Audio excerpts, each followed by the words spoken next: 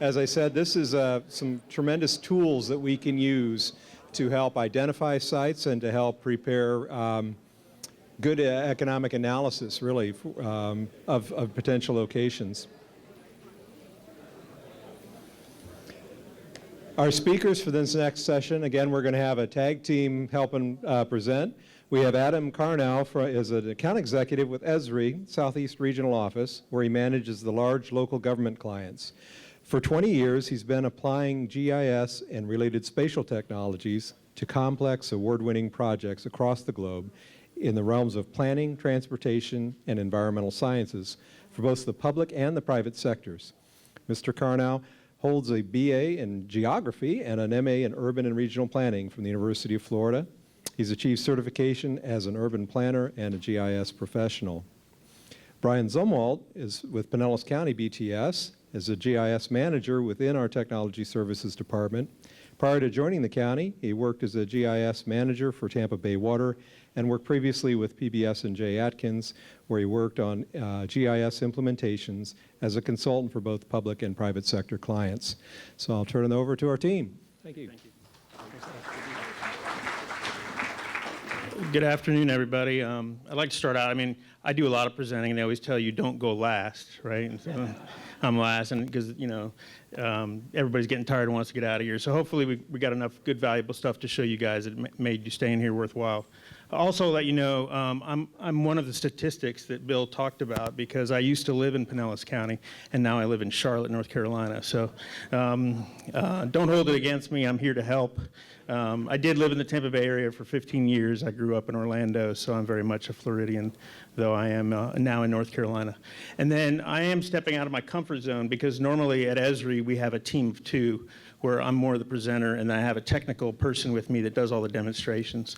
And that person, my safety net, is not with me here today. And so normally when I do that, when I fly solo, I just do PowerPoint and I don't do anything else that could crash on me, right? But I decided to try to do a little bit more today. So I'm going to do some live demonstrations of websites and some applications. So bear with me if they run a little bit slow or if hopefully they won't crash on me. I think we'll be all right. But I'm also not using PowerPoint. I'm using an application that I put together without writing a line of code. I'm not a coder. And I did it in just a couple of hours. And this is what's known as a story map. And we talked a lot today about storytelling. And we have this technology that you can create storytelling websites, again, without writing a line of code, and they're very effective. And that's the tool that I'm using today, and that's what you see up here. And the website, the URL to it will be shared to all of you, so you guys can hit this website afterwards. But I'm here to talk about GIS for economic development. And GIS can be used for the entire realm of economic development, not just from site selection or analysis. It can be used for business attraction. It can be used for redevelopment.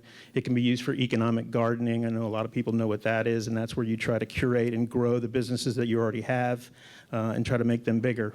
It can be used for tourism. It can be used for designing special districts.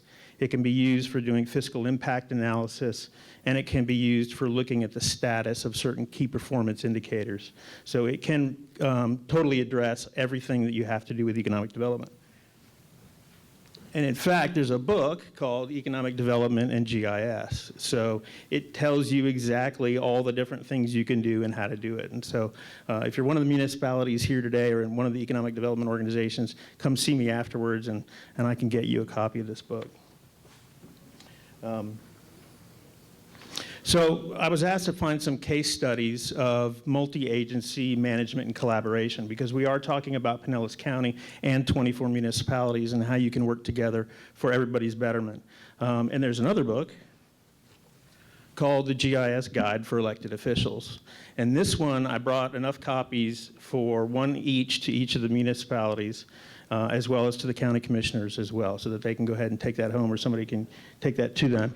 And there are 5 case studies in that book that I think are applicable. One of them is the Ohio, Kentucky, Indiana Regional Council of Governments. They banded together and they did fiscal impacts of new development across their entire region. There was the case study of Mono County, California, and the town of Mammoth Lakes who joined together to create more efficiency and flexibility in the development process so that people didn't have to go through two separate development processes. They were able to just go through one. There was the Niagara region of Canada, which banded together, and they created a 10-year capital plan together across their entire region. Right down the street in Orlando is the regional GIS in Central Florida.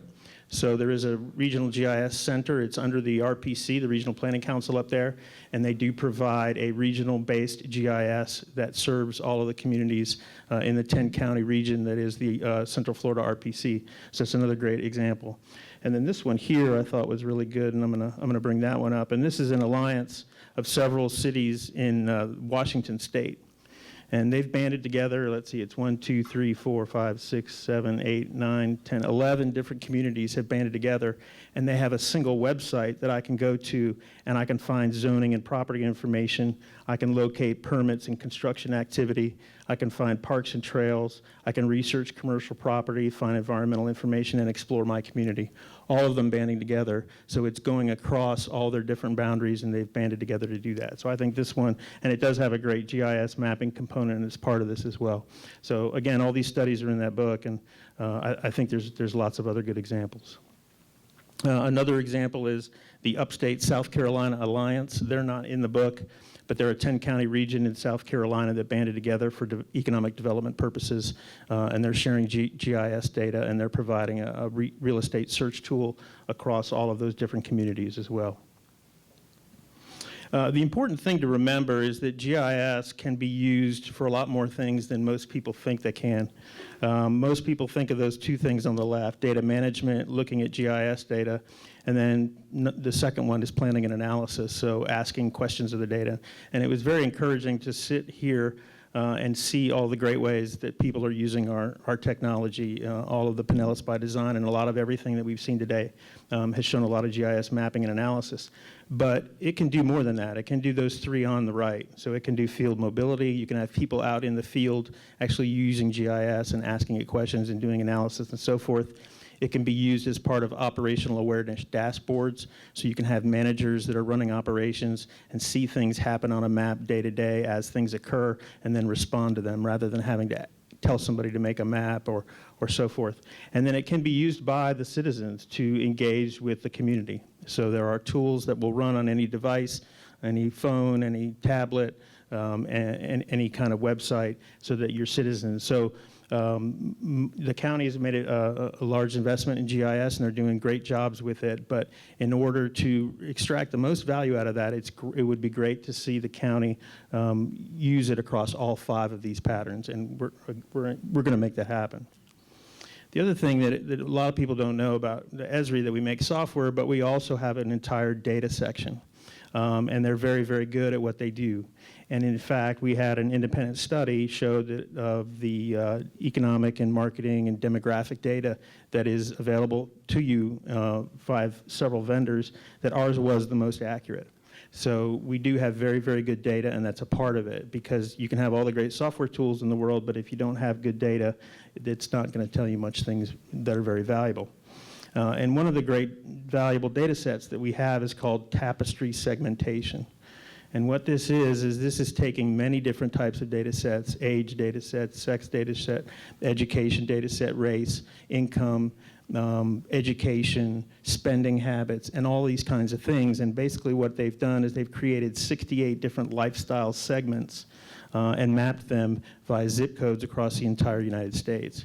So this data is very, very valuable, because if I'm selling Mercedes and I need to find out exactly where are the people that will buy a Mercedes, and I know what that is. I know that they're 45 to 55 and they make over $80,000 a year and this thing. This will tell you exactly where those people are. So this, we have a poster that explains all 68 of these different lifestyle segments. And so I brought a whole stack of them here. So if you want one of these, come up and see me as well, and I can show you that. But I'll show you this in action. So we have a website where you can just look up a zip code. So I'll put in 33701, which is downtown St. Petersburg. And we'll go ahead and see what the majority of the lifestyle segments that live in that zip code. Okay, so we're going to get a map, and this is downtown St. Petersburg, and this is the zip code. So what it's saying is that in that zip code, the majority of the tapestry segments that is represented, 25% of the population in that, is what's called the set to impress segment. And what that means, these are single people. They live in multi-unit residentials, rentals, and single family. They're young. They're either still in college or working, renting apartments in large-scale buildings. Many of us walk or bike to work. Some drive a used imported vehicle. They live alone. Even though they're on their own, they keep in close touch. I mean, it's incredible what this information will tell you. It'll tell you what magazines they read, what TV shows they watch. It is very, very detailed. So it's great to look at this data and get a feel for your different neighborhoods and your constituents and what's going on out there. But what's interesting too about this, so we've got two other ones. Right with our urban single professionals, we have the Social Security set. And so these are the folks that are on fixed income and they're retired and so forth. So in addition to these major segments, we can just look at income as a whole. And again, you've seen this earlier today in different ways, but in this zip code, the median household income is $27,000. And you can see how that's comparable to the county, to the state, and to the rest of the country. All right, so you can just, by poking around in this data, find out a lot of information about your community. We can look at age, and we can see that the average age is 46.3, the county's 47.7, the state's 41.5, and the U.S. is 37.6, and that makes sense based on what we've talked about today. We can also look at population density, and we've been talking about this today, that this zip code is 6,223 people per square mile compared to the county, the state, and the U.S., again, very dense, so, and built out. That's a suggestion of that. So that's just an example of what you can do with this data. There is a free app for iPhones and Android phones called BAO, stands for Business Analyst Online. It's a free app. If you want to install that on your phone, you can walk around and hit these segments anywhere where you're standing and kind of find out where you are. It's kind of fun. But it's also very important to remember that when you're dealing with GIS, that the reason GIS exists is to do spatial analysis. Too many times it's used to edit data and put dots on a map, but not do any analysis with it. It can answer some very critical questions, such as where certain things are. It can measure the size, shape, and distribution of things. It can determine how places are related, which is very important with what economic development is all about. It can find the best location and the path to that location. It can detect and quantify patterns in your data, which is very critical as well. And it can make predictions. I think everybody can appreciate, as we've gone through today, that the economic development situation in Pinellas County is a spatial one. It's going to be solved by using tools like GIS and key data sets. And everything that you've got about finding where the land is and where the development should happen and all that is all going to be answered using GIS. And what's changed a lot in GIS, along with a lot of other technology, is it's gotten much easier to use. So it used to be you had to have a degree and know how to use this and train on it for several years before you could use GIS. But now there are tools that will work on your phone, that will work just in a website, that can do a lot of things. And one of those that we have is called Community Analyst. And it's a very powerful tool about demographic and market research. And just by using a web browser, you can log into this and find out a lot of information. You can run drive times. You can run market potential reports, all kinds of demographic reports just in minutes, what normally would take hours and hours upon it. And the county is already using this tool to support a lot of different things. In addition to just creating the software that does the GIS analysis, we also create a whole suite of tools that our customers can use that are free, that do things that you need them to do.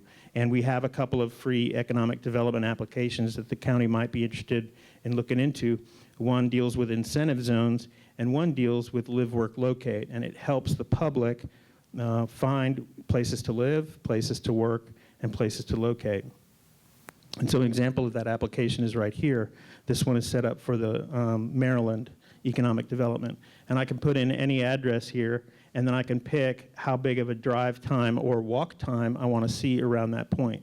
So what I've done here is I've picked a point in Maryland, and I've said, show me everything within a 10-minute drive of that spot. And it's done that. This is the live part of the app. And then basically what it's done is it's returned what different things occur within that 10-minute drive. So I have a hospital, I have 5 art galleries, I have two, it's telling me the median sale price in the two different counties, and you can see there's a huge difference. One county is 350,000, the other county is 160,000. Historical, cultural museums, and so forth. So you can feed whatever data you have into this, stand this up, and then very quickly someone can run this for anywhere in Pinellas County and find out exactly where they want to live, where they want to work, or where they would want to locate. And that's the kind of information you want to make it easy for people to find.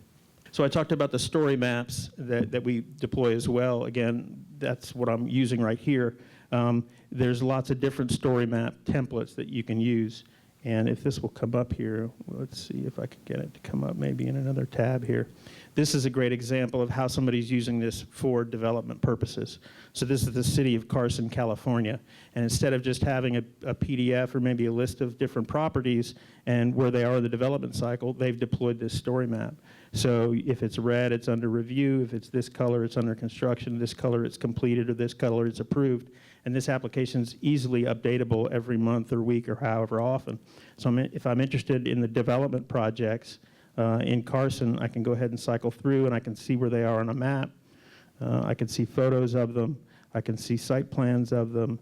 Again, and this app is intelligent. It will recognize if it was opened up on an iPad or a phone, and it will automatically reformat itself. So it can be accessible on any device. So this is a very effective way to communicate to people the development that's happening in a way that they can better understand it. Some other examples is the town of Rexburg, Idaho has put one of these together about why you should come and relocate to Rexburg, Idaho. And this one, it walks you through. It has embedded videos talking about things to do. I can click and see different things about the location. They're promoting their location related to outdoor entertainment. Outdoor opportunities like hiking and kayaking and so forth. They've got built in here demographics that show you about how young they are, more videos, people talking about workforce, right? Who's doing business, some other talk about some people that are already located there, and again, education, they've got a university there and so forth. A really nice application and a great way to promote your community here. And again, these can be put together, like I said, in a few hours without writing a line of code. And one of the great ones I'd love to show you that's already been deployed is Pinellas Suncoast Transit Authority. So Greenlight Pinellas, they've actually taken the information from the community design charrettes and put it in this great story map. So I can come and I can cycle through each one of the areas along the line and see what's proposed there. Again, in a very easy to use web app. So they did a great job with this. And so it's good that you guys are already aware of these tools and are already using them. And lastly, I'd like to talk about partners. We have a lot of partners that work with us and use our technology. And I started looking at them as I prepared for this, and I found one that I think you all would be very interested in talking to. This company is called Open Counter, and their job is to help communities with economic development. And what they do is they take your zoning codes and all the other permitting process, and they distill it down into a easy to answer set of questions in like a wizard in a website. So if I'm interested in locating my business to Pinellas County, I can come to this website. I can answer questions about what kind of business I'm running, what kind of space I need, or what have you. It walks me through those and then will direct me to exact locations. And I can even apply for the permit to do that right through the website. They've seen a 4- and 5-fold increase in the amount of permits they can process in the same amount of time. So I think it would be very interesting to look at this, because if I want to come to Pinellas County right now, I've got to talk to 24 different cities, and I've got to talk to the county. It would be really great to talk to Open Counter, and I'd call them and ask them if anybody had done this in a multi-agency type of area. They're working with 2 right now to do that, and they'd be very interested in talking to Pinellas County, because if you could have one website covering all the county and all the 24 municipalities for people that are trying to locate a business or expand a business in your county, and it totally walk them through and be able to apply for the permit right within one website, I think it'd be really incredible. You want to make that as easy as possible. So if that's the case, then I can certainly connect you with the folks at Open Counter. And then lastly is the real future of a lot of this different technology is 3D. And 3D is interesting because the United States is actually behind the rest of the world. Asia and the Middle East and Europe have been using 3D for a while now, and they do everything in 3D. And in the States here, we still kind of do stuff in the 2D world. And this software that we have incorporated is actually used in the movie industry to do a lot of the special effects, and it can do some really incredible things. And so pray that this will work. I'm going to try to show you what this will do. So here's an example. I'm just in a web browser, and this is Rochester, New York. And remember, no matter how bad things are, they could always be worse somewhere else.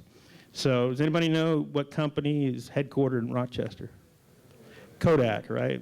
So I looked up some numbers during the break. In 1980 was the peak of their employment. I wrote this down to get it right. So in 1982, excuse me, Kodak had 60,400 employees locally in Rochester. 2013, 2,300. So they've lost 58,000 jobs, right? So there's a big redevelopment effort obviously going on in Rochester. This is their plan. Let's look closer at the plan. Let's look really close at the plan. So this is Rochester in 3D in a web browser, okay? Now let's take the plan away and let's just look at the real terrain. Okay, we've got moving water, we've got everything, but what we can also do is what they did is they looked at redevelopment opportunities and they actually created some proposed buildings based on their development code. So here are some proposed buildings and what they could really look like based on their zoning code. So one of the things we can do is we can split the screen. Let's give it a second here, my computer's chunking some major math here. This will allow me to swipe and see both at the same time. Here we go. So I can just go this way, there are no buildings, and this way there are. And again, I can zoom in on them. We can look at them in any different way and form. The thing that's different too about this that is different than a lot of other 3D renderings is this is still GIS. This is still intelligent. I can ask it questions. I can click on these buildings and get information. I can do analysis. They aren't just dumb blocks that represent these buildings. It's an intelligent 3D model, okay? So that's Rochester. This other example is Redlands, California. That's where our headquarters is, and this is a mall in Redlands, California. And there is a proposed redevelopment project here that looks like this. Okay, and again, we could split it and see before and after, and we can move around in this and do all kinds of things. One interesting thing you can do with the software is you can visualize your zoning in 3 dimensions. So if I've got a mixed-use building, I can see what portions of that building are residential versus office versus hotel, retail, and so forth.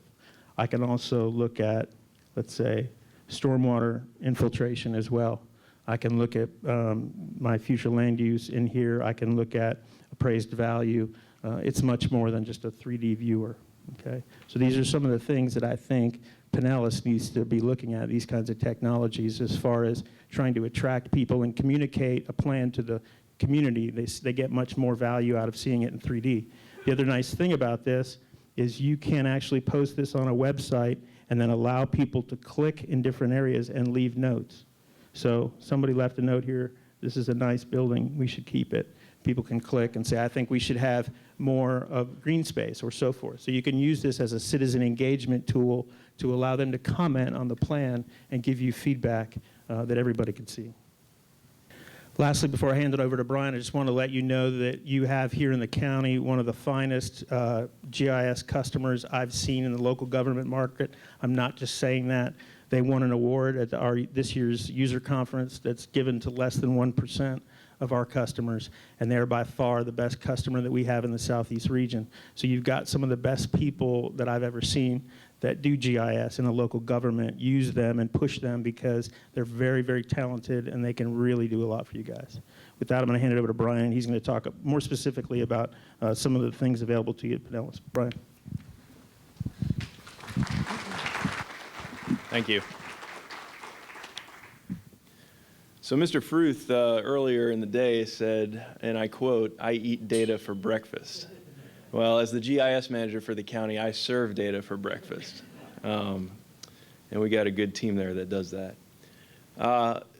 In 5 minutes or less, I would like to basically get 3 points across. The first is that with the investment in information technology and GIS systems in particular over the last 10 years, the way that economic decision making is fundamentally changing. And I think Adam showed some evidence of that with some of the tools that he just showed. Secondly, I'd like to give you some case studies of how that's actually true and show you some things from the ESRI conference this year, a small coffee company that I think probably just about everybody stopped by before they came here this morning, Starbucks, how they use GIS for their economic development decisions. And then lastly, I'd like to talk about the investments that the county's made and how some of our municipal partners in the room can leverage those investments, because we do have the ability to do some data sharing and things of that nature that might benefit your staffs. So with that, Dr. Moore actually said this, I think, verbatim earlier, which is that economic decision making is becoming much more data driven. It's not about gut feel anymore. People want to see real data behind the decisions that they're making for site suitability analysis and things of that nature. Along with that, like I said, over the last 10 to 15 years, data is becoming much more spatial in nature. It's very important for people to understand where things are happening and not just what's happening and how much and all that kind of fun stuff. Businesses are increasingly seeking this data for economic development and investment decisions. I just mentioned that. But probably the biggest thing that's happened over the last 10 years is that the overhead and the barriers to access this data have gone down substantially. You don't have to spend months on end to go and find census data or demographics or, all the data is shareable. It's out there. You just have to go search for it a little bit. So those are kind of some of the trends that we see right now. So how are businesses using GIS data to affect this economic activity? I mentioned Starbucks. Bill, I realize they're a retail and not the industrial that we necessarily are looking at, but nevertheless, they are using GIS substantially in order to decide where they want to put a store. And they told a great story at the ESRI conference. If you'll bear with me for about 90 seconds, I'd like to play this for you. Have you ever wondered how we locate a new store? What is the magic behind the 20,000 plus stores we have worldwide? Well, to provide you that information, I'd probably need to get non-disclosure agreements from everyone in the audience. And given that isn't really feasible, how about I spend the next couple minutes on what I can share with you? 700 plus partners, what we at Starbucks call employees, in 15 countries start their new store journey in Atlas, our market planning and business intelligence system. What you see in front of you is Atlas for mainland China, where we currently have 1,200 stores and are now opening a new store almost every year. Sorry, every day. One of the key differentiators is how we resonate with our local community. Because of this, new store decisions are made by local partners in the field. Let's go to one of these local markets, a tiny market, population 2 million in Nanning, Guangxi, where we have 8 locations but are growing fast. One of our local partners in the field, Penny Chen, works and makes decisions around new stores in Nanning. Penny can't do her job without Atlas. Here are some of the many layers that are integral to her decision-making around new stores. Things like trade areas, retail clusters and generators, traffic and transportation nodes, and demographics. After analyzing a new market and neighborhood, Penny utilizes Atlas to pinpoint new store decisions. For instance, in this part of Nanning, 3 new office towers will be completed over the next 2 months. After adding a new target area, Penny has provided a workflow window which helps her progress the site through approval, permitting, construction, and eventually opening. This is how we start with the idea of a new store and bring it all the way through to the cutting of the green ribbon. And the same thing happens here in the US. In fact, our most recent store opened on July 3rd in Los Gatos, California. Now, the point of that is that you can see that Starbucks, who I would have never thought coming to a GIS conference I thought they'd be there to serve coffee. No, I mean they are using GIS and information technology to really drive economic decisions like where to place a store. I thought that was just fascinating. And I'd imagine that all our industrial folks are doing that too, the ones that we really want to target. So the other thing I found interesting is it went beyond just the economic development, the site selection process. They took it a step further, and they're actually using GIS and information technology for operational economic decisions. And this is about 60 seconds. It's one more clip, but I thought that you would enjoy this. We are reaching new business customers by integrating our enterprise business systems with our spatial data warehouse and web services to see the world and our business in new ways. Here we are looking at coffee purchase patterns along with current coffee house locations. We've integrated this into our enterprise data warehouse, updated with millions of records every day. The power of this integration is in connecting it with our sales, which, as you can imagine, I can't show you. Our business customers care about both internal and external indicators. Here we are connecting to AccuWeather's forecasted real field temperature data. Let me tell you one of the secrets I can share. When it's really hot out, some people prefer a cold beverage.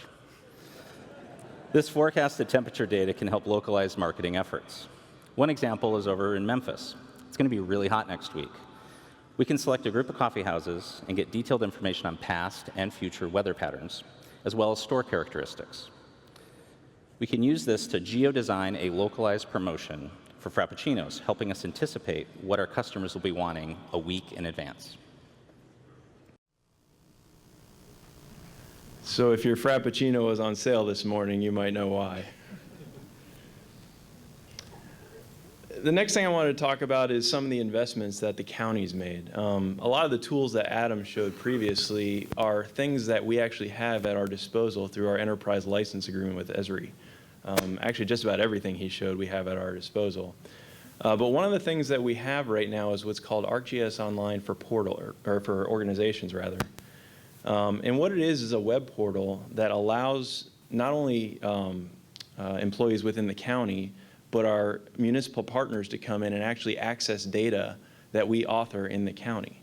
Not only access it, but if you wanted to create maps, share maps, or even manage your own data within the portal, that's available.